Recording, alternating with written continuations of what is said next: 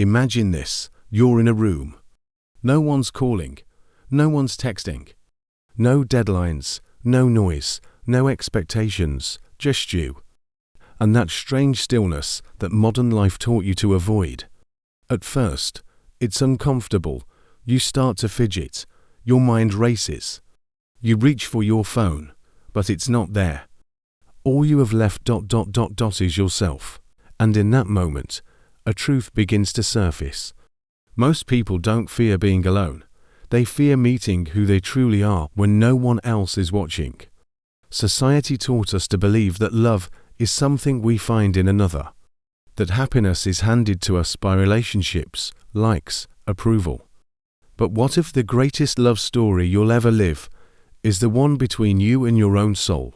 You see, solitude isn't loneliness, it's not absence, it's presence. Pure, raw, and undiluted. It's the mirror that never lies. The silence that speaks the loudest. And the space where you stop performing, and finally, start becoming. Because until you learn how to sit in the silence of your own being, you'll mistake attachment for love. You'll chase validation instead of connection. You'll keep searching for someone to come save you, when maybe you are always the one meant to save yourself. This is not a call to isolation. This is an invitation to discover the power that exists in stillness, to meet the self you've been too distracted to know, and to realize that when you stop running from solitude, you begin running toward freedom. One solitude versus loneliness, redefining what it means to be alone. We often confuse being alone with being lonely. But the truth is they're not the same, not even close. Loneliness is the ache that comes from disconnection. It's the heavy silence when you're surrounded by people but still feel unseen. It's the emptiness that whispers, "You're not enough." It's when being by yourself feels like a punishment. But solitude is something else entirely. Solitude is the presence of your own soul. It's a moment of stillness where you're not running, not performing, not escaping, just existing. Not in lack, not in fear, but in fullness. In a world addicted to noise, distraction, and validation, we've forgotten how powerful solitude can be. We're taught to chase connection at all costs, to find the one who will complete us, to believe that love only happens out there in someone else's eyes. But what if love doesn't start there? What if solitude isn't the absence of love, but its birthplace? When you sit with yourself, truly sit, without a phone, without music, without another person's attention, something happens. At first, it's uncomfortable. Your mind resists, your thoughts race. But then, slowly, something shifts. You begin to hear yourself clearly. You begin to feel what you've been avoiding, and eventually, you realize you are not empty, you are becoming whole. That's the magic of solitude. It teaches you to love yourself, not because someone else does, but because you've learned to hold your own hand in the dark. When you're comfortable in your own presence, you no longer need others to fill a void. And ironically, it's from that place of wholeness that real love can begin, because you're no longer looking to be completed. You're ready to connect, not from desperation, but from abundance. As the poet once said, solitude is not the absence of love. It is its birthplace.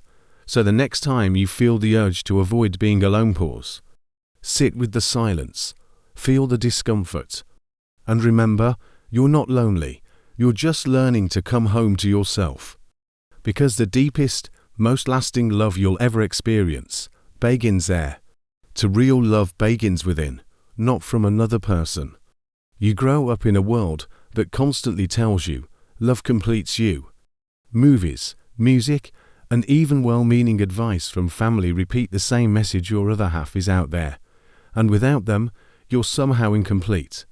In American culture, this belief runs deep. But what if that's the very mindset that sabotages love before it even begins? This idea that love is something external, something that fills a void, isn't just misleading. It's dangerous. Because when we believe that someone else must complete us, we enter relationships from a place of lack. We don't bring love, we bring need. And that need quickly turns into dependency, insecurity, and ultimately disappointment. Psychiatrist Carl Jung had a name for this phenomenon: the absence of individuation. Individuation is the process of becoming a whole, integrated, self-aware of your desires, shadows, fears, and patterns. Jung believed that if you don't go through this process, your unconscious will dictate your behavior without you realizing it. As he famously said, until you make the unconscious conscious, it will direct your life and you will call it fate. When we skip this inner work, we don't fall in love, we fall into emotional dependency. We mistake attachment for affection, neediness for passion. And when the relationship begins to shake, instead of turning inward, we blame the other person or think love has failed us. But love doesn't fail.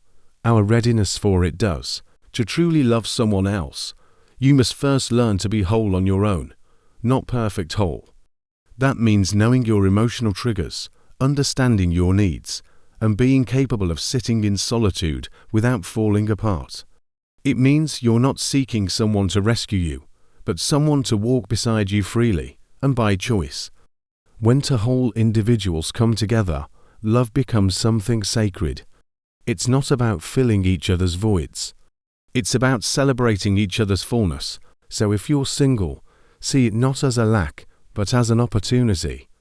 A sacred space to become the person who doesn't need love to feel worthy, but is so full of it already that when love arrives, it's welcomed, not worshipped. Because real love, the kind that lasts, the kind that liberates, doesn't complete you.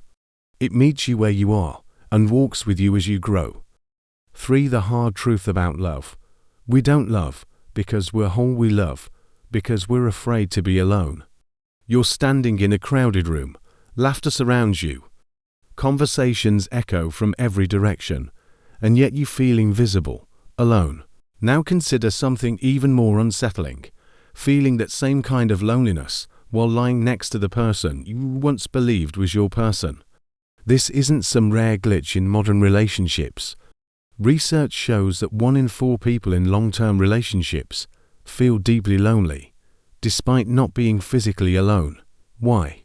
Because the opposite of loneliness isn't togetherness. It's connection, and connection begins not with someone else ... but within yourself. In the first part of this video, we explored solitude as a misunderstood gift, a space for self-reflection, for wholeness, for becoming. Then we looked at how the fear of being alone pushes many people into relationships not born of love, but of emotional dependency. Now we go deeper. This is the truth many don't want to hear. Being with the wrong person can feel lonelier than being by yourself. You start shrinking to fit. You tiptoe to avoid conflict. You blame yourself for the emotional void that grows silently between you.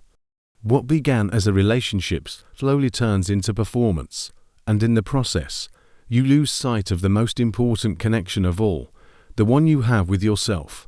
We've been taught to fear solitude, to chase validation through relationships. But what if solitude isn't what we should fear, but what we should embrace? Great minds like Kierkegaard and Jung didn't see solitude as emptiness, they saw it as awakening.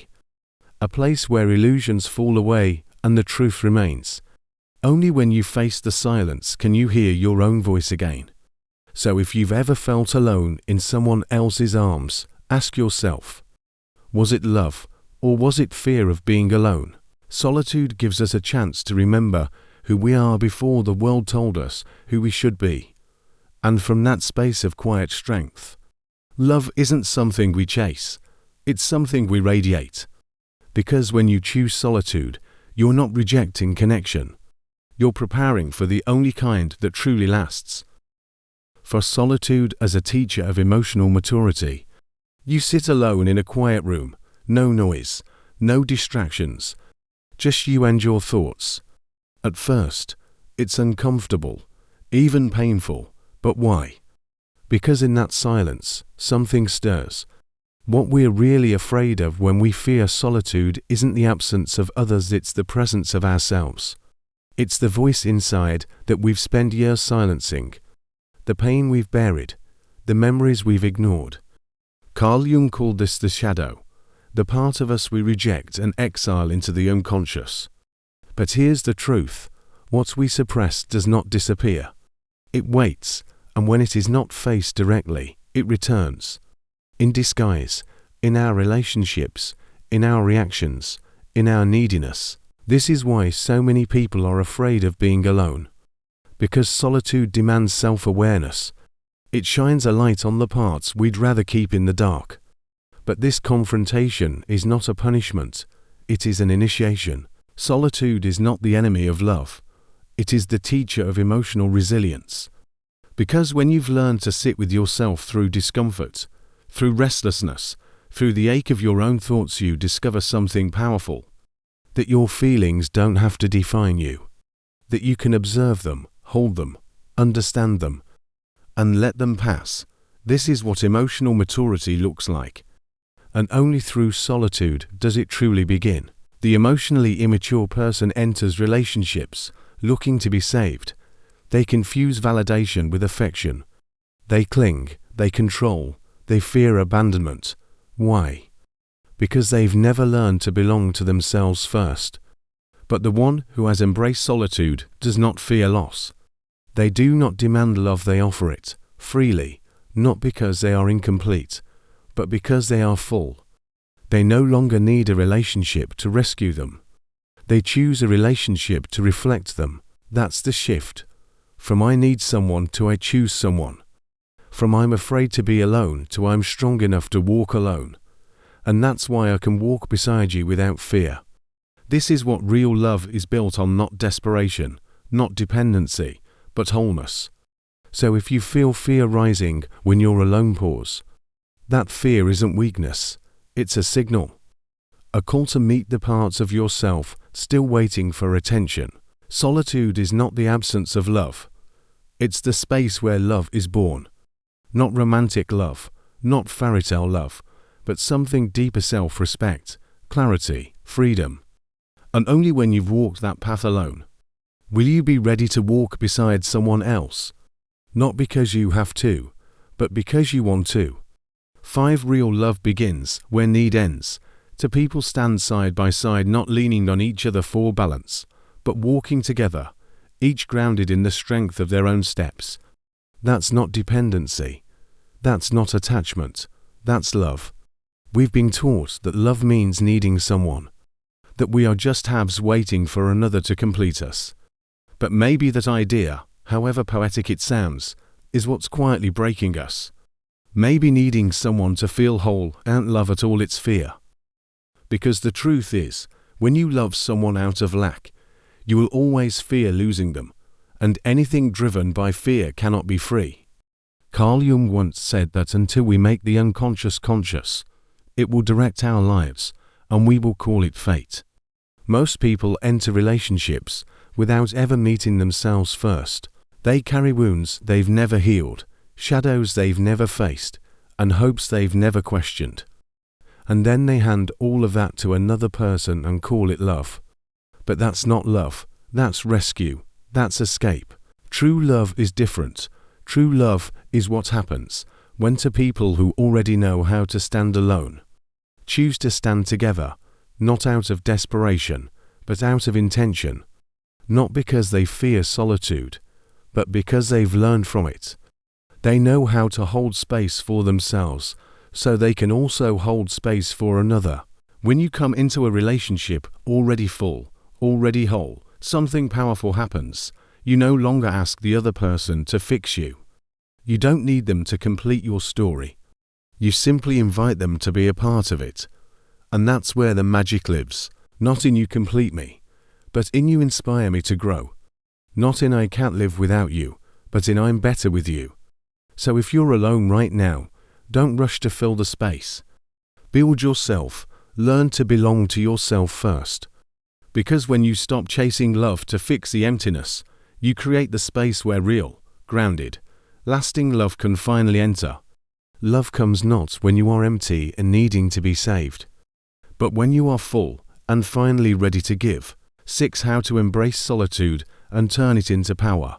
You're not running from silence, you're walking toward it. You're not shrinking in the face of being alone, you're expanding within it. Solitude, when embraced with intention, becomes one of the most powerful forces for self-realization, emotional strength, and authentic love. But how do we actually do it? How do we go from fearing solitude to turning it into a sanctuary? It begins with a shift in perception. Solitude is not a punishment. It's not a reflection of your inadequacy. It's not the evidence that something is missing. Instead, think of it as an invitation, a calling to return home to yourself. This is what psychologists call reframing. Instead of asking, "Why am I alone?" ask, "What am I being asked to discover in this silence?" Start small. Create space in your daily routine that is completely your own. No phone, no music, no social feed, just you present with your thoughts, your feelings, your breath. Meditation, journaling, or even taking a silent walk in nature can be transformative. These aren't just calming activities, they're tools of self-reconnection. As you practice solitude, pay attention to your emotional triggers. What arises when you're finally quiet? Is it restlessness, shame, sadness? Ask yourself, what am I trying to avoid by fearing solitude? Sometimes, it's not the silence we're afraid of, it's what the silence reveals. Our unresolved wounds, our unmet needs, our unspoken desires. But here's the truth, nothing you find in solitude is more powerful than your ability to face it. When you sit with discomfort without running, you begin to develop emotional resilience, the kind of strength that doesn't come from avoiding pain, but from integrating it. This is the foundation of true inner power, and paradoxically, it's also the foundation of real love. The more you know yourself, the real self beneath the noise, the less you fear losing others. The less you depend on approval, the more authentically you can love. You no longer enter relationships trying to fill a void, but to share an abundance. To deepen your practice, try writing letters to yourself, honest, unfiltered, and compassionate. Ask, what do I need to hear today? Or what am I unwilling to admit to myself? These moments of self-honesty will reveal layers of your being that you may have forgotten. And remember, embracing solitude is not about rejecting others. It's about preparing yourself to connect more deeply with others and with life. Solitude is not isolation, it's the soil in which wholeness grows. And from wholeness, all great things emerge: strength, creativity, peace, and love. So the next time you're alone, don't try to escape it. Stay, breathe, listen. Something sacred is trying to meet you there. It's you. True love doesn't begin when you find someone else. It begins when you find yourself. When you stop searching for someone to complete you and start becoming whole on your own, everything changes.